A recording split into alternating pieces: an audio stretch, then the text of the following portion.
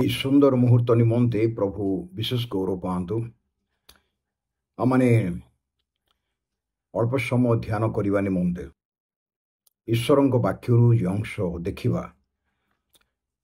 ତାହା ଆପଣମାନେ ପାଇପାରିବେ ଏଫେସିଓ ମଣ୍ଡଳୀ ନିକଟକୁ ପ୍ରେରିତ ପାଉଲଙ୍କର ପତ୍ର ଏକ ପର୍ବ। ଆଉ ସେ ଏକ ପର୍ବରେ ପିତା ପରମେଶ୍ୱରଙ୍କର ମନୁଷ୍ୟ ପ୍ରତି ଯୋଜନା ପରିକଳ୍ପନା ତାଙ୍କର ଅଦ୍ୱିତୀୟ ପୁତ୍ର ଯୀଶୁଖ୍ରୀଷ୍ଟଙ୍କୁ ଏ ଜଗତକୁ ପଠାଇ ଆଉ ତାଙ୍କର ବଳିଦାନ ଦ୍ୱାରା ସେହି ମନୁଷ୍ୟକୁ କି ପ୍ରକାର ଭାବରେ ତାଙ୍କର ନିକଟବର୍ତ୍ତୀ କରାଇ ପାରିଲେ ବା ତାଙ୍କର ନିକଟବର୍ତ୍ତୀ କରିବା ପାଇଁ ପଥ ପ୍ରସ୍ତୁତ କଲେ ଏବଂ ଏକ ପାପୀ ମନୁଷ୍ୟକୁ କିପରି ସେ ଅଧିକାର ଦେଲେ ଈଶ୍ୱରଙ୍କ ସନ୍ତାନ ହେବାର ସେହି ବିଷୟ ଅତି ପ୍ରାଞ୍ଜଳ ଭାବରେ ପ୍ରଭୁଙ୍କର ପ୍ରିୟ ଦାସ ପାଉଲ ବର୍ଣ୍ଣନା କରୁଅଛନ୍ତି। ଏଇଠି ଆମମାନେ ଦେଖିବା 8 ପଦରୁ ସେହି ଅନୁଗ୍ରହ ସେ ସମସ୍ତ ପ୍ରକାର ଜ୍ଞାନ ଓ ବୁଦ୍ଧି ଦେଇ ଆମ୍ଭମାନଙ୍କ ପ୍ରତି ପ୍ରଚୁର କରିଅଛନ୍ତି। ପୂର୍ବରୁ ସଂକଳ୍ପ କରିଥିବା ଆପଣା ମଙ୍ଗଳମୟ ଇଚ୍ଛା ଅନୁସାରେ ସେ ଆମ୍ଭମାନଙ୍କୁ ଆପଣା ଇଚ୍ଛାର ନିଗୁଢ଼ ତତ୍ତ୍ୱ ଜ୍ଞାତ କରାଇଅଛନ୍ତି। ଇଚ୍ଛାର ନିଗୁଢ଼ ତତ୍ତ୍ୱ ପରମେଶ୍ୱର ବାପା ପିତା ପରମେଶ୍ୱର ତାଙ୍କର ଇଚ୍ଛା ତାଙ୍କ ହୃଦୟର ପରିକଳ୍ପନା ତାଙ୍କ ହୃଦୟରେ ଅନନ୍ତ କାଳରୁ କରାଯାଇଥିବା ଯୋଜନା ସଂକଳ୍ପ ସେଇ ଯେଉଁ ନିଗୁଢ଼ ତତ୍ତ୍ୱ ଗୂଢ଼ ରହସ୍ୟ ତାକୁ ସେ ମଣ୍ଡଳୀକୁ ତାଙ୍କ ଦାସମାନଙ୍କର ମୁଖ ଦ୍ୱାରା ଆତ୍ମାଙ୍କ ପ୍ରଭାବରେ ଜ୍ଞାତ କରାଇଅଛନ୍ତି। ଏ ବିଷୟକୁ ଆମମାନେ ସ୍ପଷ୍ଟ ଭାବରେ ବୁଝିବା ବହୁତ ଆବଶ୍ୟକ ଅଛି। ଯେପରି କାଳର ପୂର୍ଣ୍ଣତା ସମ୍ବନ୍ଧୀୟ ତାହାଙ୍କ ସଂକଳ୍ପ ଅନୁସାରେ ସ୍ୱର୍ଗରେ ଓ ମର୍ତ୍ତ୍ୟରେ ଥିବା ସମସ୍ତ ବିଷୟ ସେ ଆପଣା ନିମନ୍ତେ ଖ୍ରୀଷ୍ଟଙ୍କ ଠାରେ ଏକୀଭୂତ କରିବେ। ଏବଂ ଲେଖାଯାଇଛି 11 ପଦରେ ତାହାଙ୍କଠାରେ ମଧ୍ୟ ଆମ୍ଭେମାନେ ଅଧିକାର ସ୍ୱରୂପ ହୋଇଅଛୁ, ଯେଣୁ ଯେଉଁ ଈଶ୍ୱର ଆପଣା ଇଚ୍ଛାର ସଂକଳ୍ପ ଅନୁସାରେ ଏ ବିଷୟକୁ ଆଜି ଆମମାନେ ସଂକ୍ଷେପରେ ଧ୍ୟାନ କରିବା। ତାଙ୍କର ଇଚ୍ଛାର ସଂକଳ୍ପ ସେ କ'ଣ ଭାବୁଛନ୍ତି, ତାଙ୍କର ଇଚ୍ଛା କ'ଣ? What is the will of God? According to his will, he made all his plans and strategy for the mankind. ସେ ଯୋଜନା ଆଉ ପରିକଳ୍ପନା କଲେ ଆପଣ ଇଚ୍ଛା ଅନୁସାରେ ତାଙ୍କର ସଂକଳ୍ପ ଅନୁସାରେ ସମସ୍ତ ବିଷୟ ସାଧନ କରନ୍ତି। ଏଥିପାଇଁ ଜଣେ ବିଶ୍ୱାସୀ ଜୀବନରେ ଯିଏ ଯୀଶୁଖ୍ରୀଷ୍ଟଙ୍କୁ ନିଜର ବ୍ୟକ୍ତିଗତ ତ୍ରାଣକର୍ତ୍ତା ବୋଲି ହୃଦୟରେ ଗ୍ରହଣ କରିଛି ଏବଂ ଯୀଶୁଖ୍ରୀଷ୍ଟଙ୍କ ନାମରେ ବିଶ୍ୱାସ କରିଛି, ସେହି ବ୍ୟକ୍ତି ନିମନ୍ତେ ପ୍ରଭୁଙ୍କର ଯୋଜନା ପରିକଳ୍ପନା ତାଙ୍କ ବାକ୍ୟରେ କ'ଣ ରହିଛି ଆଉ ପ୍ରଭୁ ଜଣେ ବ୍ୟକ୍ତିକୁ ନେଇ କ'ଣ କରିପାରନ୍ତି, ଏକ ବିଶ୍ୱାସୀକୁ ନେଇକି ପ୍ରଭୁଙ୍କର ଯୋଜନା ପରିକଳ୍ପନା ତାଙ୍କର ଅନନ୍ତକାଳୀନ ଯୋଜନା ପରିକଳ୍ପନା କ'ଣ ହେଇପାରେ ତା ଆମ୍ଭେମାନେ ଈଶ୍ୱରଙ୍କ ବାକ୍ୟରେ ସ୍ପଷ୍ଟ ଦେଖିପାରୁଛୁ। ଏଇଟା ସାଧାରଣ ବିଷୟ ନୁହେଁ। ଲେଖାଯାଇଛି ଈଶ୍ୱର ଆପଣା ଇଚ୍ଛାର ସଂକଳ୍ପ ଅନୁସାରେ ସମସ୍ତ ବିଷୟ ସାଧନ କରନ୍ତି। ଆପଣଙ୍କ ଜୀବନରେ ମୋ ଜୀବନରେ ଅନେକ ବିଷୟ ପ୍ରଭୁ କରିଛନ୍ତି ଯେଉଁଟା ହୁଏତ ଆମମାନଙ୍କର ମନେ ନାହିଁ, ଆମମାନେ ମନେ ରଖିନାହୁଁ, କିନ୍ତୁ ଈଶ୍ୱରଙ୍କ ବାକ୍ୟ ପ୍ରକାଶ କରେ ମୋର ପ୍ରିୟ ଭାଇ ଭଉଣୀମାନେ ତାହାଙ୍କ ଅଭିପ୍ରାୟ ଅନୁସାରେ ଆମ୍ଭେମାନେ ପୂର୍ବରୁ ନିରୂପିତ ହେଲୁ। ଆଶ୍ଚର୍ଯ୍ୟ ବିଷୟ, ପୂର୍ବରୁ ଉପରେ ଗୋଟେ ଜାଗାରେ ଲେଖାଯାଇଛି ମୋର ପ୍ରିୟ ଭାଇ ଭଉଣୀମାନେ ପ୍ରଭୁଙ୍କ ବାକ୍ୟରେ ପିତା ପରମେଶ୍ୱର ଯେତେବେଳେ ଆପଣଙ୍କୁ ମୋତେ ଖ୍ରୀଷ୍ଟ ଯୀଶୁଙ୍କ ଠାରେ ବିଶ୍ୱାସ କରିବା ଦ୍ୱାରା ଆମମାନଙ୍କୁ ମନୋନୀତ କଲେ। 4 ପଦରେ ଲେଖାଯାଇଛି 1 ପର୍ବର 4 ପଦରେ ଅର୍ଥାତ୍ ଆମ୍ଭେମାନେ ଯେପରି ତାହାଙ୍କ ସାକ୍ଷାତରେ ପବିତ୍ର ଓ ଅନିନ୍ଦନୀୟ ହେଉ, ଏଥିପାଇଁ ସେ ଜଗତର ପତନ ପୂର୍ବେ before the foundation of the earth এই ଜଗତର ଭିତ୍ତିମୂଳ ପଡ଼ିବା ପୂର୍ବେ ବା ଜଗତ ସୃଷ୍ଟି ହେଇନଥିଲା, ପୃଥିବୀ ସୃଷ୍ଟି ହେଇନଥିଲା, ତା ପୂର୍ବରୁ ତାହାଙ୍କଠାରେ ଆମ୍ଭମାନଙ୍କୁ ମନୋନୀତ କଲେ। ଯଦି ଆପଣ 3 ପଦ ପଢ଼ିବେ ଆଉ 4 ପଦ ପଢ଼ିବେ ତାହେଲେ ଜାଣିବାକୁ ପାରିବେ ପିତା ପରମେଶ୍ୱର ଆମମାନଙ୍କୁ ଯୀଶୁଖ୍ରୀଷ୍ଟଙ୍କଠାରେ ମନୋନୀତ କରିଅଛନ୍ତି। କେବେ? ଆମ ଜନ୍ମ ହେଲେ ପରେ ନୁହେଁ, ବା ଆମେ ବିଶ୍ୱାସ କରିବା ପର ଘଟଣା ନୁହେଁ। ଏଇଟା ଆମେ ବିଶ୍ୱାସ କରିବା ପୂର୍ବରୁ, ମାତାଙ୍କ ଗର୍ଭରୁ ଆସିବା ପୂର୍ବରୁ ସେ ଆଗରୁ ଜାଣିଥିଲେ ଯେ ଏଇ ବ୍ୟକ୍ତି, ଏଇ ଭାଇ ଭଉଣୀ, ଏଇ ପୁଅ କି ଝିଅ, ଏଇ ପୁରୁଷ ସ୍ତ୍ରୀ, ଏମାନେ ଯୀଶୁଖ୍ରୀଷ୍ଟଙ୍କର ବଳିଦାନକୁ ବିଶ୍ୱାସ କରିବେ। ଆଉ ସେ ବିଶ୍ୱାସ କରିବା ଦ୍ୱାରା ସେମାନେ ଈଶ୍ୱରଙ୍କର ପରିବାରଭୁକ୍ତ ହେବେ, ଈଶ୍ୱରଙ୍କ ସନ୍ତାନ ହେବାର ଅଧିକାର ପାଇବେ। ଏବଂ ଯେହେତୁ ସେ ଈଶ୍ୱର ଅଟନ୍ତି, ପୁରାତନ କାଳରୁ, ଅନାଦି କାଳରୁ ତାଙ୍କର ବିଦ୍ୟମାନ, ସେ ପରଜ୍ଞାନ, ପୂର୍ବଜ୍ଞାନ ସବୁକିଛି ତାଙ୍କ ପାଖରେ ଅଛି, ସର୍ବଜ୍ଞାତା, ସର୍ବଅନ୍ତର୍ଯ୍ୟାମୀ। ଏଥିପାଇଁ କୌଣସି ବିଷୟ ସୃଷ୍ଟି ହେଲେ ଯେ ସେ ଜାଣିବେ ସେ କଥା ନୁହେଁ, ବା ସେ ସୃଷ୍ଟି କରିକି କେବଳ ବୁଝିବେ ଏଇଟା ନୁହେଁ, କିନ୍ତୁ ସେ ସୃଷ୍ଟି କରିବା ପୂର୍ବରୁ ମଧ୍ୟ ଆପଣଙ୍କୁ ମୋତେ ଜାଣିଛନ୍ତି। ଏଇଟା ହେଉଛି ସବୁଠୁ ବଡ଼ ବିଷୟ। ଆପଣଙ୍କୁ ମୋତେ ସେ ସୃଷ୍ଟି ହେବା ପୂର୍ବରୁ ଜାଣିଛନ୍ତି। 3 ପଦ ଲେଖାଯାଇଛି, ଆମ୍ଭମାନଙ୍କର ପ୍ରଭୁ ଯୀଶୁଖ୍ରୀଷ୍ଟଙ୍କ ଈଶ୍ୱର ଓ ପିତା ଧନ୍ୟ ହୁଅନ୍ତୁ।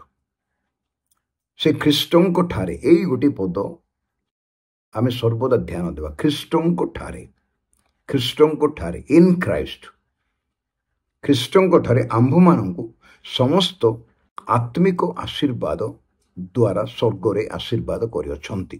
ଏଇଟା ଏଫେସୀ 1:3 ପଦ। ସ୍ୱର୍ଗରେ ସମସ୍ତ ଆଶୀର୍ବାଦ, ଆତ୍ମିକ ଆଶୀର୍ବାଦରେ ଆଶୀର୍ବାଦ କରିଅଛନ୍ତି। ଯଦି ପ୍ରଭୁ ଆମମାନଙ୍କୁ ସମସ୍ତ ସ୍ୱର୍ଗୀୟ ଆଶୀର୍ବାଦ କରିଅଛନ୍ତି, ତାହେଲେ ଆମମାନଙ୍କର ଆଶୀର୍ବାଦ କିଏ ନେଇପାରିବ? ଯଦି ଆପଣଙ୍କୁ ପ୍ରଭୁ ସମସ୍ତ ସ୍ୱର୍ଗୀୟ ଆଶୀର୍ବାଦରେ ଆଶୀର୍ବାଦ କରିଅଛନ୍ତି, ତାହେଲେ ଆପଣଙ୍କର ଆଶୀର୍ବାଦ ନେବାର ଅଧିକାର କାହାର ନାହିଁ? ସେଟା ଈଶ୍ୱରଙ୍କ ଆଶୀର୍ବାଦ। ଆଉ ଯଦି ସେ ଆମମାନଙ୍କୁ ଆତ୍ମିକ ଆଶୀର୍ବାଦ କରିଅଛନ୍ତି, ତାହେଲେ ଜାଗତିକ ଆଶୀର୍ବାଦ କରିବେ ନାହିଁ। ଜାଗତିକ ଆଶୀର୍ବାଦ କ'ଣ? ଖାଇବା, ପିଇବା, ଲୁଗାପଟା, ଘରଦ୍ୱାର, ଆବଶ୍ୟକ ଅର୍ଥ, ପରିବାରର ନିଡ୍, ବ୍ୟକ୍ତିଗତ ଜୀବନର ନିଡ୍, ଆମମାନଙ୍କର କାର୍ଯ୍ୟର ଆବଶ୍ୟକତା, ଆମମାନଙ୍କ ପରିଶ୍ରମର ଫଳ, ଆଉ ଯେତେ ଜଗତର ଆବଶ୍ୟକ ବିଷୟ ଏକ ମନୁଷ୍ୟ ପାଇଁ, ଏକ ପରିବାର ପାଇଁ, ଏବଂ ଜଗତର ପ୍ରତ୍ୟେକଟି ଆବଶ୍ୟକ ବିଷୟ ଯେଉଁଟାକି ଆପଣଙ୍କ ପାଇଁ, ମୋ ପାଇଁ ଦରକାର, ତାହା ପ୍ରଭୁ ଆଗରୁ ସାଇତି ରଖିଛନ୍ତି। ତାଙ୍କର ଗୌରବମୟ ଐଶ୍ୱର୍ଯ୍ୟ ଅନୁସାରେ ଖ୍ରୀଷ୍ଟଙ୍କ ଠାରେ ସେ ଆମର ସମସ୍ତ ଅଭାବ ପୂର୍ଣ୍ଣ କରନ୍ତି ଲେଖା ହେଇଛି। ତାଙ୍କର ଗୌରବମୟ ଐଶ୍ୱର୍ଯ୍ୟ, ଗ୍ଲୋରିୟସ୍ ରିଚେସ୍, ଆଶ୍ଚର୍ଯ୍ୟ ନାହିଁ, ଐଶ୍ୱର୍ଯ୍ୟ କାହା ପାଖରେ ରଖାଯାଇଛି? ଖ୍ରୀଷ୍ଟଙ୍କ ଠାରେ ରଖାଯାଇଛି। କାହିଁକି ରଖାଯାଇଛି? ଯେହେତୁ ସେ ବଳିଦାନ କରିଛନ୍ତି, ମୂଲ୍ୟ ଦେଇଛନ୍ତି। ଏଥିପାଇଁ ଆପଣଙ୍କର ଆଶୀର୍ବାଦ, ମୋର ଆଶୀର୍ବାଦ ଯୀଶୁଖ୍ରୀଷ୍ଟଙ୍କର ଆକାଉଣ୍ଟରେ ଡିପୋଜିଟ୍ ହେଇଛି। ପିତା ପରମେଶ୍ୱର ଆମମାନଙ୍କ ନିମନ୍ତେ ଯେଉଁ ଆଶୀର୍ବାଦ ରଖିଅଛନ୍ତି, ଆମମାନଙ୍କ ଆବଶ୍ୟକ ଅନୁଯାୟୀ ଯେଉଁ ନିଡ୍ ରଖିଅଛନ୍ତି, ଆଉ ଯାହା ଆମେ ପ୍ରତ୍ୟେକ ଦିନ ପାଇପାରୁଛୁ ଜନ୍ମ ପରଠାରୁ ବଞ୍ଚିବା ପର୍ଯ୍ୟନ୍ତ, ଆଉ ଜଗତ ଛାଡ଼ିବା ପର୍ଯ୍ୟନ୍ତ, ସେ ସମସ୍ତ ଆଶୀର୍ବାଦ ସେ ଖ୍ରୀଷ୍ଟଙ୍କଠାରେ ରଖିଅଛନ୍ତି। ଏଥିପାଇଁ ଏ ଯେଉଁ ସମସ୍ତ ଆତ୍ମିକ ଆଶୀର୍ବାଦ ଦ୍ୱାରା ସେ ସ୍ୱର୍ଗରେ ଆଶୀର୍ବାଦ କରିଅଛନ୍ତି। ଅର୍ଥାତ୍ ଆମ୍ଭେମାନେ ଯେପରି ତାହାଙ୍କର ସାକ୍ଷାତରେ ପବିତ୍ର, ଅନିନ୍ଦନୀୟ ହେଉ। ଏଇଟା ତାଙ୍କ ପ୍ରଭୁଙ୍କର ଯୋଜନା, ପ୍ରଭୁଙ୍କର ଇଚ୍ଛା। ଆପଣ ଆଉ ମୁଁ ପବିତ୍ର, ଅନିନ୍ଦନୀୟ ହେଇକି ଜୀବନ କାଟିବା, ଏଇଟା ପ୍ରଭୁଙ୍କର ଇଚ୍ଛା। ଏକ ବିଶ୍ୱାସୀ ଜୀବନରେ ପବିତ୍ରତା ବଡ଼ ବିଷୟ, ଅନିନ୍ଦନୀୟ ହେବା ବହୁତ ଗୁରୁତ୍ୱପୂର୍ଣ୍ଣ ବିଷୟ। ଯେହେତୁ ଆମେ ଯେତେବେଳେ ଜଗତରେ ବାସ କରୁଛୁ, ପବିତ୍ରତା ଜୀବନ କାଟିବା ପାଇଁ ଆମମାନଙ୍କ ପାଇଁ ବହୁତ କଷ୍ଟ, ଆଉ ସେଇଟା ନିଜ ଚେଷ୍ଟାରେ ହେଇପାରିବ ନାହିଁ। ବାକ୍ୟ କୁହେ, ପ୍ରଭୁ ପବିତ୍ର, ଏଥିପାଇଁ ତୁମେ ପବିତ୍ର ହୁଅ। ଯଦି ସେ ପବିତ୍ର, ଆମମାନଙ୍କୁ ମଧ୍ୟ ପବିତ୍ର ହେବାକୁ ହେବ। ଏଥିପାଇଁ ଖ୍ରୀଷ୍ଟଙ୍କର ପବିତ୍ରତା ହିଁ ଆମମାନଙ୍କର ପବିତ୍ରତା, ଏବଂ ଖ୍ରୀଷ୍ଟଙ୍କର ଯୋଗ୍ୟତା ଆମମାନଙ୍କ ଯୋଗ୍ୟତା, ତାଙ୍କର ଉତ୍ତମତା ଆମମାନଙ୍କର ଉତ୍ତମତା, ତାଙ୍କର ଯୋଗ୍ୟତା ଆମର ଯୋଗ୍ୟତା। ଏ ବିଷୟ ଚିନ୍ତା କଲେ ଆମ ପାଖରେ ପ୍ରକୃତରେ କିଛି ନାହିଁ। ଆମେ ଧୂଳି, କୀଟମାତ୍ର ମନୁଷ୍ୟ। ଆମ ପାଖରେ ଉତ୍ତମତା, ଧାର୍ମିକତା, ପବିତ୍ରତା କିଛି ନାହିଁ। ଯଦି ଥାଆନ୍ତା, ପ୍ରଭୁଙ୍କର ଆବଶ୍ୟକ ହୁଅନ୍ତା ନାହିଁ। आम पाखे से प्रकार योग्यता पवित्रता उत्तमता नहीं बोलिकी प्रभु आम कौन कले काल्वरी क्रूस बलिदान करके आपण पुत्र को देकी प्रायश्चित करके आपण को मते मूल्य देकी मुक्त कले ख्रीष्ट रक्तर मूल्य देक मुक्ति कले एपाई ईश्वर पाखे कौन प्रकाश करे 4 पदरे एफिसी 1:4 पदरे एप लिखा जाए से जगतर पतन पूर्वे पृथ्वीर फाउंडेशन पड़ी नाला ए पृथ्वी सृष्टि करने प्रभुंर जो तांकर परिकल्पना थिला ता हेई नथिला से जगतर पतना पूर्वे बा जगतर भित्तिमूल पकया पूर्वे ताहांको ठारे आंभ मानंकु मनोनीत कले पिता परमेश्वर आपण मते मनोनीत कले बुझिया पे चेष्टा करिबा एक्सीडेंटली हमें जीसु को जानी ना दुर्घटना बसंत जीसु पास जीसु ग्रहण करे सहज नुहे जीसुंकर निकटवर्ती हेबाटा एते सहज नुहे तांकर ईश्वर को संतान हेबा मते सहज नुहे जोहन 1:12 पद लिखा जाइछि आमे समस्त जानिछु जो माने ताहाको नाम विश्वास कले ताको हृदय ग्रहण कले से समस्त को से ईश्वर को संतान हेबार अधिकार देले अधिकार ईश्वर को संतान हेबार अधिकार देले कौन करिया द्वारा जीसु को नाम विश्वास करिया द्वारा एवं ताको हृदय ग्रहण करिया द्वारा मोर उद्धारकर्ता मोर परित्राणकर्ता मोर पाप क्षमाकारी मोर शांतिदाता मो पे प्रायश्चित करिसेंती बलिदान करिसेंती मुक्ति मते देइचंती मूल्य देइचंती एई विषयटा को विश्वास करिया द्वारा जने साधारण मनुष्य पापी मनुष्य विश्वास हेई पारिबो एवं से परित्राण पाई ईश्वर को संतान हेई पारि ए समस्त को से ईश्वर को संतान हेबारे अधिकार देले बहुत बड़ विषय एथि एठी आमे आज स्पष्ट जानिबा जे पिता परमेश्वर आपण को मते मनोनीत करियछन केबे माता को गर्भर जन्म हेबा दिन ठार नुहे कि जो दिन आम प्रभु जीशु ख्रीष्ट को निजर त्राणकर्ता बोली ग्रहण कर स्वीकार कलु कि मंडलीभुक्त हलु से दिन नुहे जगतर पतनावधि आपण को मते जानी आगुरी सिलेक्ट कर 12 शिष्य ना समस्त जानी 70 शिष्य ना कई जानी ना कि 70 शिष्य को प्रभु कहले तुम ना स्वर्ग लिखाई तीर आनंद कर यदि आमको कहीं जानी ना प्रभु जदि जानी आम ना स्वर्ग लिखाई ताठू बहुत बड़ विषय कौन हो पारे मोर भाई भाई एवं देखु ये जो आम जा आउ टे तौक से तो आम पिता परमेश्वर मनोनीत कले 5 पदरे पुणी से आंभ मान ख्रीष्ट जीशु द्वारा समस्त विषय ख्रीष्ट जीशु द्वारा ख्रीष्ट ठारे जीशु को छाड़ी किसी कर जीशु कह मत छाड़ी तुम किसी कर मो विहुने तुम किसी कर बाइबल केन्द्रबिंदु जीशु पिता परमेश्वर हृदय कल्पना हृदय योजना परिकल्पना मनुष्य नती जीशु तांको धरी से समस्त कार्य करिसेंती पिता परमेश्वर से जगत को जीशु ख्रीष्ट को पठेले मनुष्य रूप धारण करे पुत्र पर अधिकार देकी पठेले ईश्वर जगत को एमंत प्रेम कले जोहन 3:16 से आपण द्वितीय पुत्र को दान कले अद्वितीय पुत्र तांको द्वितीय आउ तृतीय पुत्र नहांती आउ गोटे पुओ ना गोटे मात्र एकमात्र अद्वितीय पुत्र को दान कले जेपरी जे कि तांठरे विश्वास करे जीशु ख्रीष्ट विश्वास करे कौन विश्वास करे ना बलिदान को विश्वास करे परित्राण को विश्वास करे ताकर परित्राण कार्य को जे विश्वास करे से विनष्ट न होई अनंत जीवन प्राप्त हेबो क्या पठेले निज पुत्र को पठेले कार कि प्रकार से पुत्र एकमात्र अद्वितीय पुत्र कोलस्थित अद्वितीय पुत्र जीशु ख्रीष्ट द्वारा 5 पदरे आपण आपणा निमंते पुत्र करने हालेलुया जीशु ख्रीष्ट तो तांकर पुत्र टिके ईश्वर वाक्य ध्यान देवा नम्रतार सहित पुत्र करने आपण मते पुत्र करने जीशु को पठेले ईश्वर समस्त जानी आप पाखे जापर ना पापी मनुष्य ईश्वर को जापर ना आप ईश्वर पाक जावाई 10 फुट दूर रहा पड़ो जदि आप से प्रभु मान प्रभु राजा मान राजा राजा पाक जापर सीधा आम जापर राजा पाक जावाई समय दरकार आदेश दरकार बहुत दूर ठिया कि कथबार्ता करा दरकार पुत्र कहले पिता कहले कौन को जा बसी पार से प्रभु जीशु ख्रीष्ट द्वारा आपण मते पुत्र करने पुत्र कन्या करने जीशु ख्रीष्ट ईश्वर पुत्र मनुष्य पुत्र एक जन्म हेले से ईश्वर पुत्र एवं जीशु ख्रीष्ट ठारे जी विश्वास कर परित्राण करता उद्धार करता बोली से ତାକୁ ଈଶ୍ୱରଙ୍କ ସନ୍ତାନ ହେବାର ଅଧିକାର ଦିଆଯିବ। ଯୀଶୁଖ୍ରୀଷ୍ଟ ଈଶ୍ୱରଙ୍କ ସନ୍ତାନ ଏବଂ ଯୀଶୁଙ୍କୁ ଯେଉଁମାନେ ବିଶ୍ୱାସ କରନ୍ତି ଉଦ୍ଧାରକର୍ତ୍ତା ପରିତ୍ରାଣକର୍ତ୍ତା ବୋଲି ତାଙ୍କ ବଳିଦାନକୁ ସ୍ୱୀକାର କରନ୍ତି, ତାଙ୍କ ହୃଦୟରେ ଗ୍ରହଣ କରନ୍ତି, ସେମାନଙ୍କୁ ସେ ଈଶ୍ୱରଙ୍କ ସନ୍ତାନ ହେବାର ଅଧିକାର ଦେଇଅଛନ୍ତି। ଯଦି ଈଶ୍ୱରଙ୍କ ସନ୍ତାନ ଯୀଶୁ ଏବଂ ଆପଣ ମୁଁ ଯୀଶୁଙ୍କୁ ବିଶ୍ୱାସ କରି ଈଶ୍ୱରଙ୍କ ସନ୍ତାନ, ତାହେଲେ ଆମେ ଗୋଟେ ପରିବାରଭୁକ୍ତ। ଯୀଶୁଖ୍ରୀଷ୍ଟ ଆମର ଅଗ୍ରଜ, ଆମର ଭ୍ରାତା ହେଇଗଲେ। ସେ କ'ଣ ବୋଲି କହିଲେ? ଯେତେବେଳେ ମା ମରିୟମ ତାଙ୍କୁ ଖୋଜି ଆସୁଛନ୍ତି, ସେତେବେଳେ ପ୍ରଭୁ ଯୀଶୁଙ୍କୁ କହିଲେ ଆପଣଙ୍କ ମାତା ଖୋଜୁଛନ୍ତି, ବାହାରେ ଅଛନ୍ତି। ଯୀଶୁ କହିଲେ ମୋର ମା କିଏ? ଏବଂ ସେ ଯେଉଁମାନେ ବାକ୍ୟ ଶୁଣୁଥିଲେ ସେ ପରିବାର ଭିତରେ, ସେ ଗୃହ ଭିତରେ, ସେମାନଙ୍କୁ ଦେଖେଇ କହିଲେ ଯେଉଁମାନେ ମୋର ବାକ୍ୟ ଶୁଣି ପାଳନ କରନ୍ତି ସେମାନେ ମୋର ଭାଇ ଭଉଣୀ ଆଉ ମା। ସୋ ଏଇଟା ଗୋଟେ ପ୍ରିଭିଲେଜ୍ ଆପଣଙ୍କ ପାଇଁ, ମୋ ପାଇଁ, ଯେ ଖ୍ରୀଷ୍ଟଙ୍କର ଭାଇ ଆଉ ଭଉଣୀ ହେବା ନିମନ୍ତେ, ମାତା ହେବା ନିମନ୍ତେ। ସେ ପିତା କହିନାହାନ୍ତି, ତାଙ୍କ ପିତା ସ୍ୱର୍ଗସ୍ଥ ପିତା। ସମସ୍ତଙ୍କୁ ସେ ମା ଭାଇ ଭଉଣୀ କୁହନ୍ତି। ମା ଭାଇ ଭଉଣୀ କହିଲେ ଗୋଟେ ପରିବାରଭୁକ୍ତ। ବାଇବେଲ କୁହେ ଆମେ ଈଶ୍ୱରଙ୍କ ପରିବାରଭୁକ୍ତ।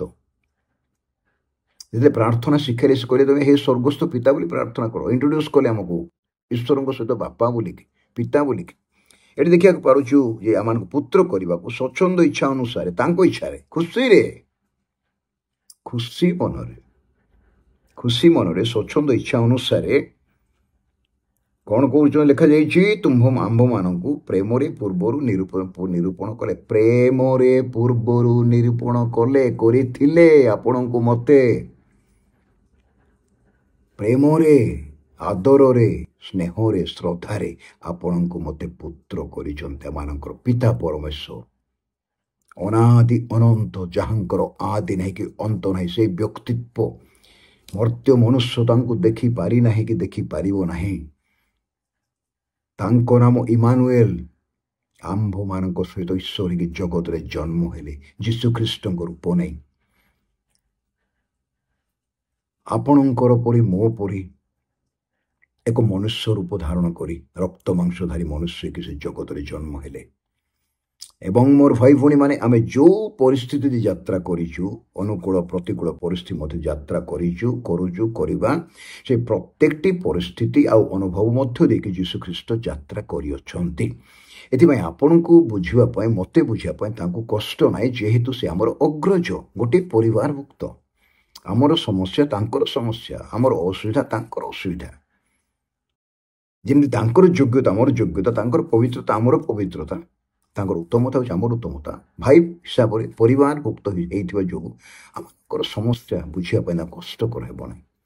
ମୁଁ ଗୋଟିଏ ଲାଇନ୍ କହିବା ପାଇଁ ଚାହୁଁଛି ଆପଣଙ୍କୁ କେମିତି ଲାଗୁଛି ବର୍ତ୍ତମାନ ଏ ବାକ୍ୟ ଶୁଣିଲା ବେଳେ? ଯୀଶୁଙ୍କୁ ଠିକ୍ ସେମିତି ଲାଗୁଛି। ଆପଣଙ୍କର ଶାରୀରିକ ଅବସ୍ଥା କ'ଣ? ଆପଣଙ୍କର ଫିଲିଂ କ'ଣ? ଆପଣଙ୍କ ଅନୁଭବ କ'ଣ? ଆପଣଙ୍କୁ କେମିତି ଲାଗୁଛି? ପ୍ରଭୁ ଯୀଶୁ ଖ୍ରୀଷ୍ଟଙ୍କୁ ମଧ୍ୟ ଠିକ୍ ସେମିତି ଲାଗୁଛି, 100% ସେମିତି ଲାଗୁଛି। କିନ୍ତୁ ଆପଣଙ୍କର ପରିସ୍ଥିତି ବୁଝିବା ପାଇଁ ଯୀଶୁଙ୍କ ପାଇଁ କଷ୍ଟକର ନୁହେଁ। କାହିଁକି? ସେ ଆପଣଙ୍କ ପରି ମୋ ପରି ରକ୍ତ ମାଂସଧାରୀ, ତାଙ୍କର ଫିଲିଂ ଥିଲା, ଭାବପ୍ରବଣତା ଥିଲା, ଅନୁଭବ ଥିଲା। ସେ ଦୁଃଖ କ'ଣ ଜାଣିଥିଲେ, ସମସ୍ୟା କ'ଣ ଜାଣିଥିଲେ, ଅଭାବ କ'ଣ ଜାଣିଥିଲେ। ମାନବିକ ଅନୁଭବ ଯୋଉଟା, ପଞ୍ଚ ଇନ୍ଦ୍ରିୟର ଅନୁଭବ, ଚିନ୍ତାର ଅନୁଭବ, ହୃଦୟର ଅନୁଭବ, ଏସବୁ ଗୁଡ଼ାକ ଯୀଶୁଙ୍କ ଭିତରେ ଥିଲା। କିନ୍ତୁ ସେ ପାପଶୂନ୍ୟ ଦୋଷ ରହିତ ନିର୍ଦାଗ ହୋଇ ଆମମାନଙ୍କ ନିମନ୍ତେ, ଆପଣଙ୍କ ନିମନ୍ତେ, ମୋ ନିମନ୍ତେ କାଲବରୀ କ୍ରୁଶରେ ବଳିଦାନ କରି ଆମମାନଙ୍କୁ ପିତାଙ୍କ ସହିତ ମିଳିତ କରାଇ ଅଛନ୍ତି। ଆପଣ ମୁଁ ଏକଲା ନୁହଁ। ଆମକୁ ହାରିଲା ଭଳିଆ ଲାଗୁଛି ମୋର ଭାଇ ଭଉଣୀମାନେ ଥରେ ଥରେ ଜୀବନରେ, କିନ୍ତୁ ଜାଣିଛନ୍ତି କି ଆପଣ ଆଉ ମୁଁ ଜିତିବା ଲାଇନରେ ଠିଆ ହେଇଛୁ। କାହିଁକି ନା ପ୍ରଭୁ ଯୀଶୁ ଖ୍ରୀଷ୍ଟ କାଲବରୀ କ୍ରୁଶରେ ଶୟତାନକୁ ପରାଜୟ କଲେ, ମୃତ୍ୟୁକୁ ପରାଜୟ କଲେ, ପାପକୁ ପରାଜୟ କଲେ, ନରକକୁ ପରାଜୟ କଲେ, ଜଗତକୁ ଜୟ ଲାଭ କଲେ, ଆଉ ସେ ବିଜୟ ଆଣିଛନ୍ତି। ସେ ବିଜୟ ଆମ ପାଇଁ ଆଣିଛନ୍ତି, ତାଙ୍କ ପାଇଁ ନାହିଁ, ଆପଣଙ୍କ ପାଇଁ, ମୋ ପାଇଁ ସେ ବିଜୟ ଆଣିଛନ୍ତି। ଏଥିପାଇଁ ଆମେ ହାରିଲା ଭଳିଆ ଚିନ୍ତା କଲେ ମଧ୍ୟ, ଭାବିଲେ ମଧ୍ୟ, ହାରିଗଲା ଭଳିଆ ଭାବିଲେ ମଧ୍ୟ ଆମେ ଜିତିବା ଧାଡ଼ିରେ ଠିଆ ହେଇଛୁ। ସେଥିପାଇଁ ଖ୍ରୀଷ୍ଟ ଯୀଶୁଙ୍କ ଠାରେ ସେ ଆମକୁ ପୁତ୍ର କରିବାକୁ, ପ୍ରଭୁ ଯୀଶୁଙ୍କ ଠାରେ ପୁତ୍ର କରିବାକୁ, ତାଙ୍କୁ ବିଶ୍ୱାସ କରିବା ଦ୍ୱାରା ପିତା ପରମେଶ୍ୱର ଯୋଜନା କଲେ। ପୁତ୍ର କରିବାକୁ ଅର୍ଥ କ'ଣ? ଜନ୍ମ ହେବା ପୁତ୍ର ଅଲଗା ଏବଂ ପୋଷ୍ୟ ପୁତ୍ର ଅଲଗା। ନିୟମ ଅନୁଯାୟୀ, ଲ ଅନୁଯାୟୀ ପୋଷ୍ୟ ପୁତ୍ର ଯିଏ ବା ବ୍ୟବସ୍ଥା ଅନୁଯାୟୀ ଈଶ୍ୱରଙ୍କ ବାକ୍ୟ ଅନୁଯାୟୀ ପୋଷ୍ୟ ପୁତ୍ର ଯିଏ ଜନ୍ମ କରୁଥିବା ପୁଅର ଅଧିକାର ଯେତିକି ତାର ମଧ୍ୟ ଅଧିକାର ସେତିକି। ଏଇଟା ପ୍ରଭୁଙ୍କର ଏକ ପ୍ରାକୃତିକ ନିୟମ, ନ୍ୟାଚୁରାଲ ଲ। ସେ 99% ନୁହେଁ, ପୂର୍ଣ୍ଣ ଅଧିକାର। ଯଦି ଆପଣ ଆଡପ୍ସନ୍ କରିଛନ୍ତି, ପୋଷ୍ୟ ପୁତ୍ର କରିଛନ୍ତି, ଖ୍ରୀଷ୍ଟଙ୍କ ଠାରେ ଆପଣଙ୍କୁ ମୋତେ ପୋଷ୍ୟ ପୁତ୍ର କରାଗଲା, ଆମମାନଙ୍କୁ ପୁତ୍ର କରି ଗ୍ରହଣ କରାହେଲା। ଏଥିପାଇଁ ଆମର ଅଧିକାର ଯୀଶୁଙ୍କର ସ୍ୱର୍ଗରେ ଯେତେ ଅଧିକାର, ଆପଣଙ୍କର ମୋର ସେତେ ଅଧିକାର ଅଛି। ଆମେ ଖ୍ରୀଷ୍ଟଙ୍କର ଉତ୍ତରାଧିକାରୀ, ସହ ଉତ୍ତରାଧିକାରୀ, ଈଶ୍ୱରଙ୍କର ଉତ୍ତରାଧିକାରୀ ଏବଂ ଖ୍ରୀଷ୍ଟଙ୍କ ଠାରେ ଖ୍ରୀଷ୍ଟଙ୍କ ସହିତ ଉତ୍ତର ଅଧିକାରୀ। ପିତା ଯେପରି ପୁତ୍ରର ଅଧିକାରୀ, ଯୀଶୁ ସେପରି ଈଶ୍ୱରଙ୍କ ଅଧିକାରୀ। ଆମେ ଯୀଶୁଖ୍ରୀଷ୍ଟଙ୍କ ଠାରେ ବିଶ୍ୱାସ କରିବା ଦ୍ୱାରା ଯୀଶୁଖ୍ରୀଷ୍ଟଙ୍କ ସହ ମିଶିକି ସମାନ ଉତ୍ତର ଅଧିକାରୀ। ଏ ପୋଜିସନ ବୁଝିପାରୁଛୁ ତ? ଅଧିକାରଟାକୁ ବୁଝିପାରୁଛୁ ତ? ନମ୍ରତାର ସହିତ ପାପୀ ମନୁଷ୍ୟ, ମରିବା ପାଇଁ ଯୋଗ୍ୟ ଥିଲୁ, କିନ୍ତୁ ବିଶ୍ୱାସ କରିବା ଦ୍ୱାରା ତାଙ୍କ ଅନୁଗ୍ରହରେ ଈଶ୍ୱରଙ୍କ ସନ୍ତାନ ହେବାର ଅଧିକାର ଆମେ ପାଇଛୁ। ଏଥିପାଇଁ ଏଇଠି କ'ଣ ଲେଖାଯାଇଛି, ସେ 5 ପଦ ମୁଁ ପଢ଼ୁଥିଲି, ଆପଣ ଦେଖିପାରିବେ 6 ପଦରେ, ଏହା ତାହାଙ୍କର ଅନୁଗ୍ରହର ଗୌରବର ପ୍ରଶଂସା ନିମନ୍ତେ ହୋଇଛି। ତାଙ୍କର ଅନୁଗ୍ରହର ଗୌରବର ପ୍ରଶଂସା, ଅନୁଗ୍ରହ ଯେଉଁଟା ଦେଲେ ସେଠି ଗୌରବଯୁକ୍ତ ଅନୁଗ୍ରହ। ସେ ଯେଉଁ ଅନୁଗ୍ରହ ଆପଣଙ୍କୁ ମୋତେ ଦେଲେ ସେଟା ଗୌରବଯୁକ୍ତ ଗ୍ଲୋରିୟସ୍ ଗ୍ରେସ୍ ଅନୁଗ୍ରହ, ଆଉ ତାଙ୍କର ପ୍ରଶଂସା ଗୌରବର ପ୍ରଶଂସା ନିମନ୍ତେ ହୋଇଛି। ଆପଣଙ୍କୁ ମୋତେ ପୁତ୍ର କରିବା ପାଇଁ ଯେଉଁ ପ୍ରଭୁଙ୍କ ଯୋଜନା ହେଲା ଖ୍ରୀଷ୍ଟଙ୍କର ବଳିଦାନ ଦ୍ୱାରା, ତାହା ଦ୍ୱାରା ତାଙ୍କର ଗୌରବର ପ୍ରଶଂସା କରିବା ପାଇଁ ଆପଣଙ୍କୁ ମୋତେ ସେ ବାଛିଛନ୍ତି, ମନୋନୀତ କରିଛନ୍ତି। ଏବଂ ଲେଖାଯାଇଛି ସେହି ଅନୁଗ୍ରହ ସେ ପ୍ରିୟତମଙ୍କ ଦ୍ୱାରା ଆମ୍ଭମାନଙ୍କୁ ଦାନ କରିଛନ୍ତି। ସେ ଅନୁଗ୍ରହ ପିତା ପରମେଶ୍ୱରଙ୍କର ଅନୁଗ୍ରହ, ଯୀଶୁଖ୍ରୀଷ୍ଟ ଯେ ତାଙ୍କର ପୁତ୍ର, ସେ ଯେ ପ୍ରିୟତମ ପୁତ୍ର, ତାଙ୍କ ଦ୍ୱାରା ଆପଣଙ୍କୁ ମୋତେ ପୁତ୍ରଙ୍କ ଦ୍ୱାରା ଅନୁଗ୍ରହ ଦତ୍ତ ହେଇଛି, ଦିଆଯାଇଛି। ଯେଉଁଟା ପାଇବାର ଆମମାନଙ୍କର ଯୋଗ୍ୟତା ନଥିଲା, ମୋର ନଥିଲା, ଆପଣଙ୍କ ନଥିଲା, ତାହା ପାଇବା ପାଇଁ ସେ ଆମକୁ ଯୋଗ୍ୟ ବିବେଚିତ କଲେ ବିଶ୍ୱାସ ଦ୍ୱାରା। ଏଥିପାଇଁ ମୋର ପ୍ରିୟ ଭାଇ ଭଉଣୀମାନେ, ଆମେ ଅନୁଗ୍ରହରେ ଅନୁଗ୍ରହ ପାଇଛୁ। We received the grace because of his grace. ତାଙ୍କର ଅନୁଗ୍ରହ ଦ୍ୱାରା ଆମେ এই ଅନୁଗ୍ରହ ପାଇଛୁ। ଅନୁଗ୍ରହର ଅର୍ଥ ହେଉଛି ଯେଉଁଟା ପାଇଁ ଆମେ ମୂଲ୍ୟ ଦେଇନାହୁଁ, ବିନା ମୂଲ୍ୟରେ ପାଇଛୁ। ପରିତ୍ରାଣ ବିନା ମୂଲ୍ୟରେ ପାଇଛୁ, ପାପ କ୍ଷମା ବିନା ମୂଲ୍ୟରେ ପାଇଛୁ। ଯୀଶୁ ଯଦି ବା କ୍ରୁଶରେ ମୂଲ୍ୟ ଦେଇଛନ୍ତି, ଆପଣ ମୁଁ କିଛି ମୂଲ୍ୟ ଦେଇନୁ, ଆମେ ଖାଲି ବିଶ୍ୱାସ କରିଛୁ। ଏ ବିଷୟ ଭୁଲିଯିବା ନାହିଁ। ଏଥିପାଇଁ କ'ଣ ଲେଖାଯାଇଛି, 7 ପଦରେ ଗୁରୁତ୍ୱପୂର୍ଣ୍ଣ ପଦ ଲେଖାଯାଇଛି, ତାହାଙ୍କ ଅନୁଗ୍ରହ ରୂପ ନିଧି ଅନୁସାରେ ଆମ୍ଭେମାନେ ସେ ପ୍ରିୟତମଙ୍କ ଠାରେ ତାଙ୍କର ରକ୍ତ ଦ୍ୱାରା ମୁକ୍ତି ହୋଇଛୁ।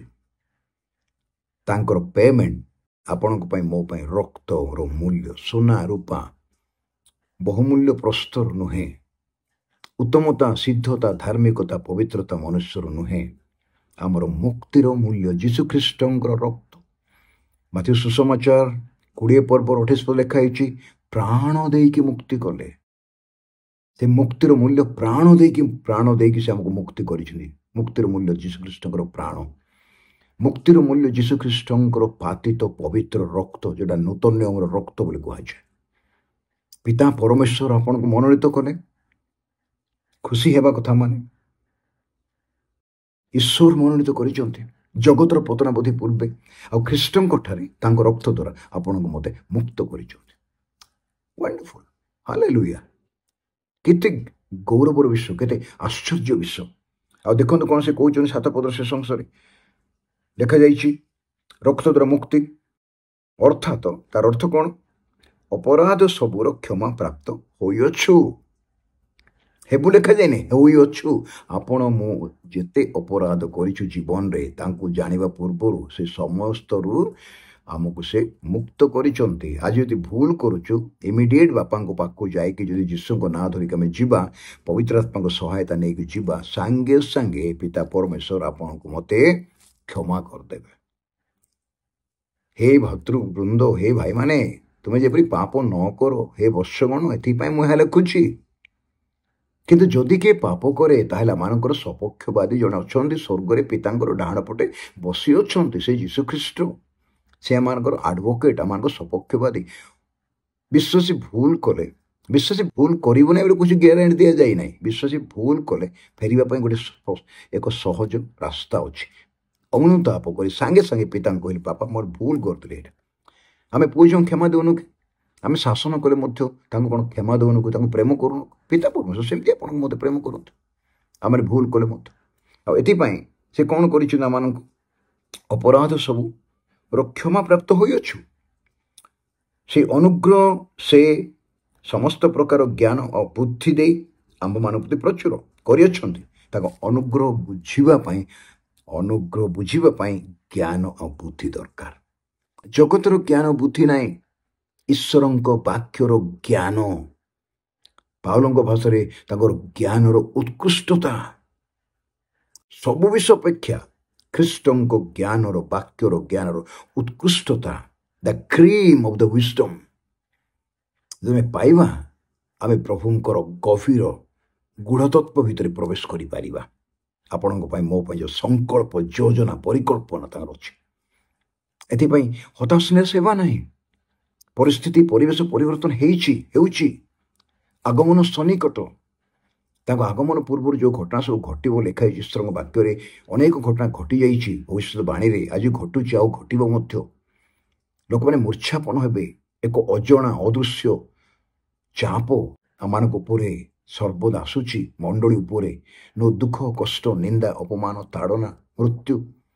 विच्छेद आसूची आद्य मंडल आसूची आज स्थाने स्थाने आमे अपमान निंदा बाधा पाउछु सेटा आमान जीवन अंश जीशु सहित डंगार मत तोफान अच्छी किंतु डंगा बुड़ीब ना जदि डंगा बुड़ीला जो पितर को प्रभु चलई पानी उपरे से समस्त को पानी उपरे चल कूल को नहीं पारे आ से कही आस आर पारी को जीवा आकाश मंडल लोप पाइब वाक्यर बिंदु विश्व लोप पाइबनी जदि से जो कही आस आर पारी को जीवा आर पारी को नेबाटा नेबे आपण को मते आर पारी को नेबे को पारी हो मिलिबा सर्वशेषे जुबामेश सिंहासन पासे रौप्यमय फेनीपुंज एड़ाई नदी तीरे बुलिबा भोजिबा जाई जुबामेश पयोरे जुबामेश निकट को आमान को नेबे ए नदी पार कला परे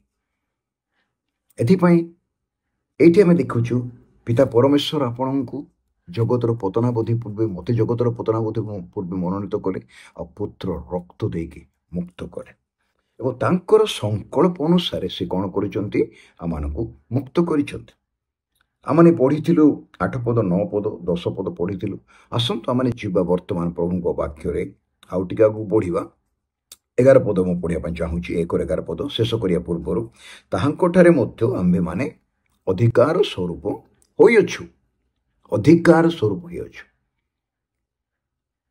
जेणु जो ईश्वर आपना इच्छार संकल्प अनुसार एटा मुझे कहूली संकल्प अनुसार समस्त विश्व साधन करते तांको योजना अनुसार साधन कर आपण मोपाई जोटा प्लान प्रभु अच्छे से ही सफल है आप मोर योजना सफल हे ना आम कर आम योजना भल भी हो पारे प्रभु तक एप्रूव भी कर योजना बेटर योजना प्लान परिकल्पना संकल्प पाल भाषा अनंतकालीन संकल्प आमठू बेटर ये ग्रहण करवा आम कर्तव्य आ कौन बोले कहते तांकर अभिप्राय अनुसार आम्भे माने पूर्वर निरूपित तांकर अभिप्राय अनुसार माने पूर्वर निरूपित होइथिलु आपण आम पूर्वर निरूपित होइथिलु बा प्रभु आमको आगरु बाछिछंती तांको हाथरु खसिबार नै स्तन्यदात्री माता आपण संतान को पासरी पारे किंतु आम्भे तुमको केबे मध्य पासरिबा नाही आमे छाड़िबा नै कि परित्याग करिबा नाही तुमर आकृति मोर हाथ पापर लेखिक रखिछि भाई माने भौणी माने आपणकर टोटाल एड्रेस मोर टोटाल एड्रेस आम ठिकाना प्रभु हाथ में अच्छे आम चेहरा हाथ में अच्छे आमको दुख आसे से देखते जानते मो पु मो झील एमती होती ये दुख देके जाऊँच आउ से तत्पर हमें आम साहाय्य करने बहुत गुरुत्वपूर्ण विषय मु शेष करने जाऊँगी देख कौन लिखाई जपर ख्रीष्ट पूर्वर भरोसा करूँ जे आम्भे मैंने केबे करूँ पूर्वर हम तो जन्म ही नुँ केमती भरोसा करूँ जदि जगतर पतनावधि पूर्वे पिता आपन को जानी मत जानी कौन जानी आमे दिने जीशु भरोसा करवा कौन बोली परित्राण करता उद्धार करता बोली ତାଙ୍କ ବଳିଦାନରେ ଆମେ ଦିନେ ଭରସା କରିବା। ଏଇଟା ମଧ୍ୟ ସେ ଜାଣିଛନ୍ତି। ଏଥିପାଇଁ ଆଗରୁ ଆମେ ବିଶ୍ୱାସ, ଆମେ ଜନ୍ମ ନ ହେଇଥିଲେ ସୁଦ୍ଧା ଆମମାନେ ଅଦୃଶ୍ୟ ଭାବରେ ଆଗରୁ ବିଶ୍ୱାସ କରିଛୁ, ଆଗରୁ ଭରସା କରିଛୁ। ଆଉ ସେ କ'ଣ କହୁଛନ୍ତି 13 ପଦରେ? ଭରସା କରିଥିଲୁ ଯେ ଆମ୍ଭେମାନେ ଈଶ୍ୱରଙ୍କର ଗୌରବର ପ୍ରଶଂସାର କାରଣ ହେଉ। ହେଲେ ପ୍ରତ୍ୟେକ ବିଶ୍ୱାସୀ ଈଶ୍ୱରଙ୍କର ଗୌରବର କାରଣ ହେବା ଆବଶ୍ୟକ। ଆପଣ ଆଉ ମୁଁ ପିତା ଈଶ୍ୱରଙ୍କର ଗୌରବର କାରଣ। ଆମ ପିଲାମାନେ, ଆମ ପରିବାର, ଆମର ମଣ୍ଡଳୀ ଖ୍ରୀଷ୍ଟଙ୍କ ଠାରେ ଈଶ୍ୱରଙ୍କର ଗୌରବର କାରଣ ହେବା ଅତି ଆବଶ୍ୟକ ରହିଛି। ଆଉ ସେଥିପାଇଁ ଆମେ ଗୁଣକୀର୍ତ୍ତନ କରିବା ପାଇଁ ଏକ ମନୋନୀତ ଜାତି, ମନୋନୀତ ଲୋକ, ପବିତ୍ର ଜାତି, ସାଧୁମାନଙ୍କର ସହ ନାଗରିକ, ପ୍ରେରିତ ଭାବାଦିମାନଙ୍କ ଭିତରେ ନିର୍ମିତ ଆମେ ରାଜକୀୟ ଯାଜକ ବର୍ଗ, ଆମେ ଈଶ୍ୱରଙ୍କ ନିଜସ୍ୱ ପ୍ରଜା, ଆମେ ପ୍ରେରିତ ଭାବାଦିମାନଙ୍କ ଭିତରେ ନିର୍ମିତ ହେଇଛୁ, ଆମେ ଈଶ୍ୱରଙ୍କ ସନ୍ତାନ ହେଇଛୁ, ଆମେ ତାଙ୍କର ଚକ୍ଷୁର ପିତୁଳା ଅଟୁ। ଆଉ କ'ଣ ପ୍ରଭୁ ପ୍ରେମ କରିଥାନ୍ତେ? ଏତିକି ତ ପ୍ରେମ କରେ। ଏହାଠୁ ଅଧିକ ଆଉ କିଛି ଅଛି କି? ତାଙ୍କ ପୁତ୍ର ସ୍ୱର୍ଗର ଅଧିକାରୀ। କହିଲେ କି 13 ପଦରେ, ତାହାଙ୍କଠାରେ ତୁମ୍ଭେମାନେ ସୁଦ୍ଧା ସତ୍ୟ ବାକ୍ୟ, ମିଥ୍ୟା ବାକ୍ୟ ନାହିଁ, ରଙ୍ଗ ଡକ୍ଟ୍ରିନ୍ ନାହିଁ, ଭ୍ରାନ୍ତ ଶିକ୍ଷା ନାହିଁ, ସତ୍ୟ ବାକ୍ୟ ଅର୍ଥାତ ତୁମମାନଙ୍କର ପରିତ୍ରାଣର ସୁସମାଚାର ଶୁଣି ବିଶ୍ୱାସ କରି ପ୍ରତିଜ୍ଞାତ ପବିତ୍ର ଆତ୍ମାଙ୍କ ଦ୍ୱାରା ମଧ୍ୟ ମୁଦ୍ରାଙ୍କିତ ହୋଇଅଛ। ଆଉ 14 ପଦ ଲେଖାଯାଇଛି, ଈଶ୍ୱରଙ୍କର ଗୌରବର ପ୍ରଶଂସା ନିମନ୍ତେ ତାହାଙ୍କ ନିଜସ୍ୱର ମୁକ୍ତିର ଉଦ୍ଦେଶ୍ୟରେ ସେ ଆମ୍ଭମାନଙ୍କ ଅଧିକାରର ବଇନା ସ୍ୱରୂପ ଆଡଭାନ୍ସ ଦେଇଛନ୍ତି। କାହାକୁ? ପବିତ୍ର ଆତ୍ମାଙ୍କୁ।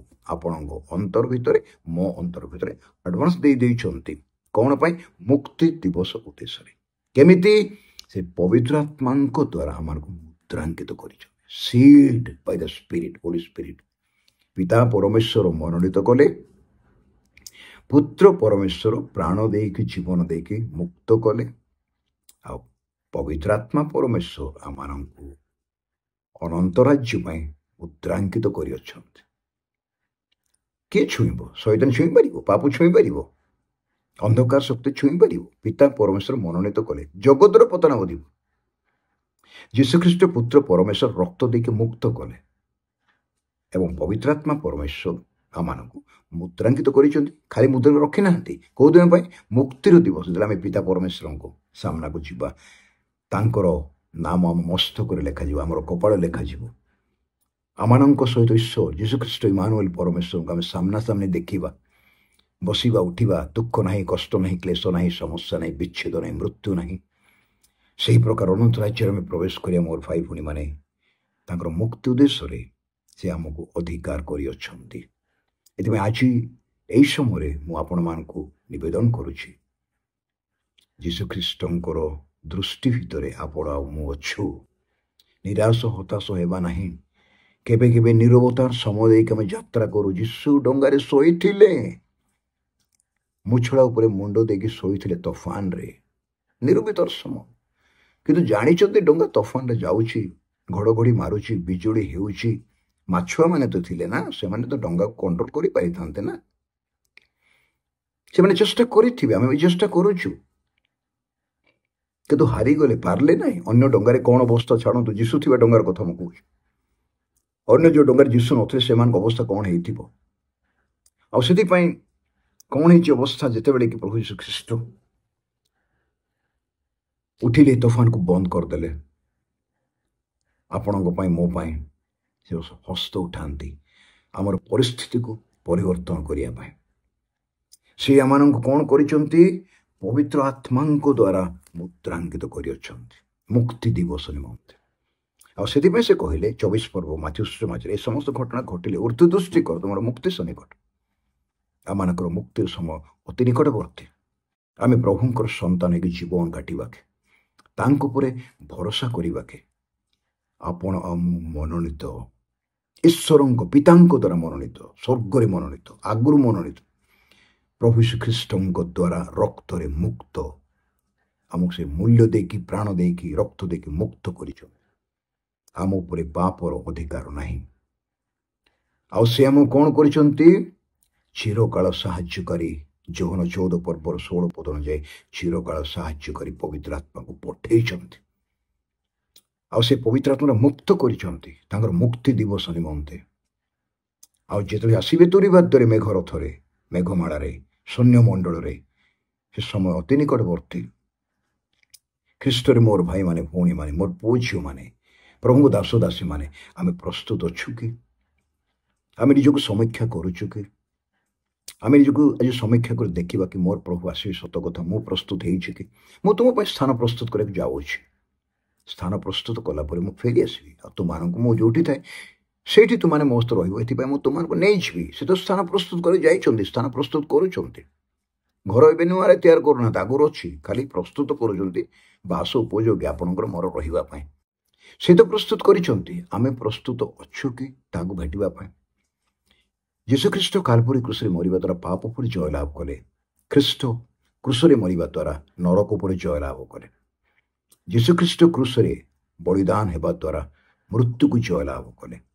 ପ୍ରଭୁ ଯୀଶୁଖ୍ରୀଷ୍ଟ କ୍ରୁଶରେ ବଳୀକୃତ ହେବା ଦ୍ୱାରା ଶୟତାନକୁ ସମ୍ପୂର୍ଣ୍ଣ ଜୟଲାଭ କଲେ, ପରାଜୟ କଲେ। ଆଉ ସେ କ୍ରୁଶର ବଳିଦାନ ଦ୍ୱାରା କ'ଣ କରିଛନ୍ତି?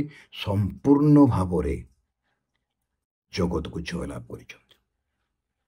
ସେ ମୃତ୍ୟୁରୁ ଉଠିଲେ, 3 ଦିନ ପରେ 40 ଦିନ ଜଗତ ରହିଲେ, ସ୍ୱର୍ଗାରୋହଣ କଲେ, କହିଲେ ମୁଁ ଯାଉଛି ଆଉ ଥରେ ଆସିବି ତୁମକୁ ନେବା ପାଇଁ। ଏଇଟା ଖ୍ରୀଷ୍ଟିଆନର ଅନନ୍ତକାଳୀନ ଭରସା। ମୁଁ ଆସିବି ତୁମକୁ ନେବା ପାଇଁ, ସେ ଆସିବେ। ଆଜି ନହେଲେ କାଲି ଆମମାନଙ୍କୁ ପ୍ରଭୁ ଆସିବେ। ଏ ଦୁଃଖ କଷ୍ଟ କ୍ଲେଶ ଜଗତର ନିରାଶ ହତାଶ ଅବସ୍ଥା ପରିସ୍ଥିତି ପରିବର୍ତ୍ତନ ହେଇଯିବ। ଆମମାନଙ୍କୁ ନେବା ପାଇଁ ଆସିବେ ଏବଂ ଆମମାନଙ୍କୁ ସେ ମଧ୍ୟାକର୍ଷରେ ଗ୍ରହଣ କରିବେ। ମଣ୍ଡଳୀକୁ, ବିଶ୍ୱାସୀମାନଙ୍କୁ, ଯେଉଁମାନେ ଖ୍ରୀଷ୍ଟଙ୍କ ଠାରେ ଥାଇ ମରିଛନ୍ତି ସେମାନେ ପ୍ରଥମେ ଉଠିବେ ତାଙ୍କୁ ଭେଟିବା ପାଇଁ। ଯେଉଁମାନେ ବଞ୍ଚିଥିବେ ସେମାନେ ରୂପାନ୍ତରିତ ହେବେ ଏବଂ ପ୍ରଭୁ ଆମକୁ ପିତାଙ୍କ ରାଜ୍ୟକୁ ନେବେ। ଜଗତରେ 7 ବର୍ଷ କ୍ଲେଶ ହେବ, ଭଣ୍ଡ ଖ୍ରୀଷ୍ଟ ରାଜ୍ୟ କରିବ ଏବଂ ପ୍ରଭୁଙ୍କର ଦ୍ୱିତୀୟ ଆଗମନ ହେବ। ଜିତ ପର୍ବତ ଉପରେ ମଣ୍ଡଳୀ ତାଙ୍କ ସହିତ ଆସିବ ଏବଂ ସବୁଦିନ ପାଇଁ ଶୟତାନର ସମସ୍ତ କାର୍ଯ୍ୟକ୍ରମ ବନ୍ଦ କରିଦେବେ। ଏ ପୃଥିବୀରେ 1000 ବର୍ଷ ଶାନ୍ତି ରାଜ୍ୟ କରିବେ। ମଣ୍ଡଳୀ ତାଙ୍କ ସହିତ ରାଜତ୍ୱ କରିବ ଏବଂ ପ୍ରଭୁ ଅନନ୍ତ ରାଜ୍ୟ ସ୍ଥାପନ କରିବେ। ସମୁଦାୟ ଜଗତର ବିଚାର ହେବ, ପ୍ରେତ ସିଂହାସନର ବିଚାର କୁହାଯାଏ। ଆଉ ଆଜି ଗୋଟେ ଗୁରୁତ୍ୱପୂର୍ଣ୍ଣ ବିଷୟ, ଆପଣ ମୁଁ ପ୍ରସ୍ତୁତ ଥିଲେ ଏ ଗୌରବମୟ ଅବସ୍ଥା ପରିସ୍ଥିତି ମଧ୍ୟ ଦେଇ ଯିବା ଖ୍ରୀଷ୍ଟଙ୍କ ସହିତ ଏବଂ ଆମେ ଆଖିରେ ଦେଖିବା ଶାନ୍ତି ରାଜ୍ୟ ଏବଂ ଅନନ୍ତ ରାଜ୍ୟରେ ପ୍ରବେଶ କରିବା। ପ୍ରଭୁ ଆପଣଙ୍କୁ ମୋତେ ଆଶୀର୍ବାଦ କରନ୍ତୁ। ଭାଇ ଭଉଣୀମାନେ, ଏ ଗୋଟିଏ କଥା ମନେ ରଖନ୍ତୁ, ଆପଣ ମନୋନୀତ, ଖ୍ରୀଷ୍ଟଙ୍କ ରକ୍ତରେ ଆପଣମାନେ ମୁକ୍ତ ଏବଂ ପବିତ୍ର ଆତ୍ମାଙ୍କ ଦ୍ୱାରା ମୁଦ୍ରାଙ୍କିତ। ଆମେ ସମସ୍ତେ ମନୋନୀତ, ରକ୍ତ ଦ୍ୱାରା ଆମେ ମୁକ୍ତ, ଆତ୍ମାଙ୍କ ଦ୍ୱାରା ମୁଦ୍ରାଙ୍କିତ। କାହିଁକି? ମୁକ୍ତି ଦିବସ ନିମନ୍ତେ ଆମମାନଙ୍କୁ ଅଧିକାର କରିବା ପାଇଁ ସେ ପବିତ୍ର ଆତ୍ମାକୁ ଦେଇ ଆମକୁ ମୁଦ୍ରାଙ୍କିତ କରିଛନ୍ତି। ଆମେ ଈଶ୍ୱରଙ୍କ ସନ୍ତାନ, ଈଶ୍ୱରଙ୍କ ପରିବାରଭୁକ୍ତ। ହତାଶ ନିରାଶ ହେବା ନାହିଁ। ପ୍ରତ୍ୟେକଟି ପାଦ ପଢ଼େଇଲା ବେଳକୁ, ପ୍ରତ୍ୟେକଟି ପଦକ୍ଷେପ ନେଲା ବେଳକୁ ଯୀଶୁଙ୍କ ଉପରେ ନିର୍ଭର କରିବା। ଆଉ ସେ ଆମମାନଙ୍କର ସାହାଯ୍ୟ କରି କହୁଛି ଆମ୍ଭେ ତୁମକୁ କେବେ ହେଁ ଛାଡ଼ିବା ନାହିଁ, ଆମେ ତୁମକୁ କେବେ ହେଁ ପରିତ୍ୟାଗ କରିବା ନାହିଁ। ଏ କଥା ପ୍ରଭୁ ଯୀଶୁଖ୍ରୀଷ୍ଟଙ୍କ ମୁଖର ବାକ୍ୟ ଅଟେ। ଏଥିପାଇଁ ଆଜି ରାତ୍ର ସମୟରେ ଯେତେବେଳେ ମୁଁ ଏଇ ଜାଗାରେ ବସିଛି ଏ ବିଷୟ ଆଲୋଚନା କରିବା ପାଇଁ, ଚିନ୍ତା କରିବା ପାଇଁ, ଆପଣଙ୍କୁ ମୋତେ ପ୍ରଭୁ ତାଙ୍କ ବାକ୍ୟର ସାନ୍ତ୍ୱନା ଦେବା ପାଇଁ ଚାହାନ୍ତି। ସେମାନଙ୍କର ସପକ୍ଷବାଦୀ ପରମେଶ୍ୱର ଆମମାନଙ୍କ ପାଇଁ ସେ ଚିନ୍ତା କରନ୍ତି। ପ୍ରତ୍ୟେକ ମୁହୂର୍ତ୍ତରେ ଆପଣଙ୍କର ମୋର ସେ ଭାର ବହନ କରିଛନ୍ତି। ଏଥିପାଇଁ ଆସୁ ଭରସାଯୁକ୍ତ ହୋଇ ତାଙ୍କର ପ୍ରତିଜ୍ଞାତ ବାକ୍ୟ ଉପରେ ନିର୍ଭର କରି ଆଗକୁ ବଢ଼ିବା। ଆଉ ଆଜି ନହେଲେ କାଲି ଆମମାନଙ୍କ ପ୍ରଭୁ ଆସିବେ, ଆମମାନଙ୍କୁ ତାଙ୍କ ରାଜ୍ୟକୁ ନେବେ। ସେହି ଭରସାରେ ବିଶ୍ୱାସରେ ବଞ୍ଚିବା, ଅନୁଗ୍ରହରେ ବଞ୍ଚିବା। ତାଙ୍କ ଅନୁଗ୍ରହ ଆମ ପାଇଁ ଯଥେଷ୍ଟ ଏବଂ ଆମମାନଙ୍କର ସତ ଦୁର୍ବଳତାରେ ତାଙ୍କ ଶକ୍ତି ପ୍ରକାଶ ପାଏ। ପ୍ରଭୁ ଗୌରବ ପାଆନ୍ତୁ। ଧନ୍ୟବାଦ।